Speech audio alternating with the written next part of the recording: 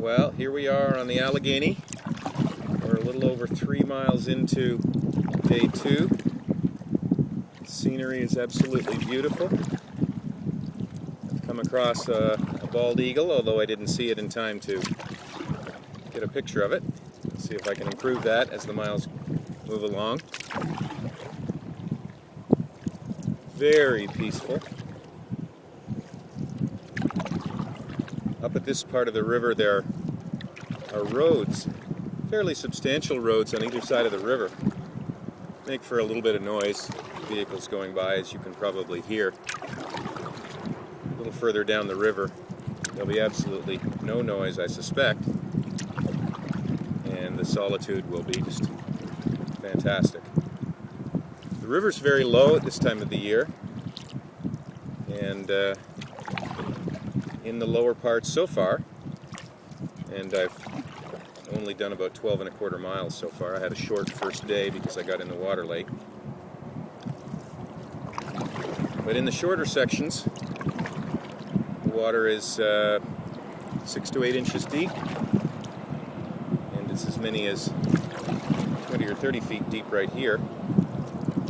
I think this is a reasonably deep portion of the river.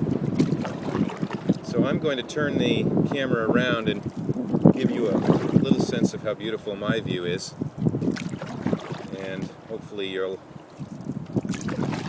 at least enjoy it to some degree. It's hard to beat actually being out here. But let me turn the camera around and you can have a look.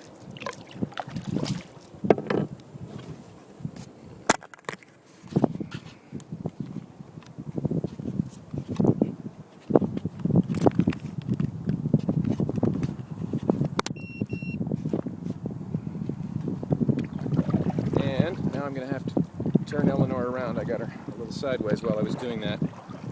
And I do hope I've angled the camera reasonably well. And we'll be moving out of the sun here. There, it should be a little better.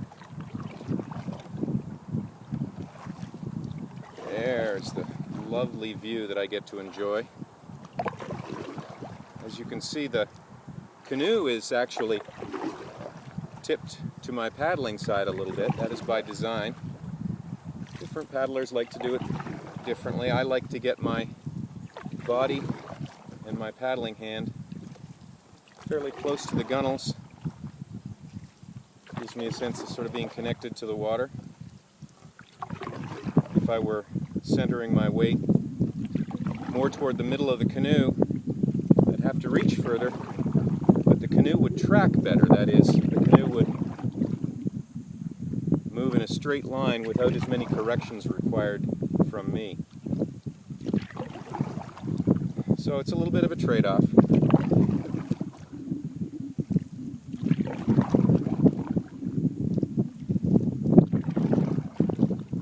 Something very charming about the sound of the paddle pulling water, and then the drip, drip, drip as the paddle comes back forward.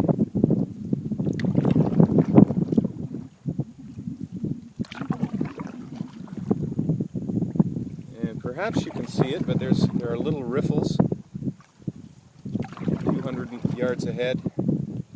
Riffles are just ripples in the water as a result of the water getting shallower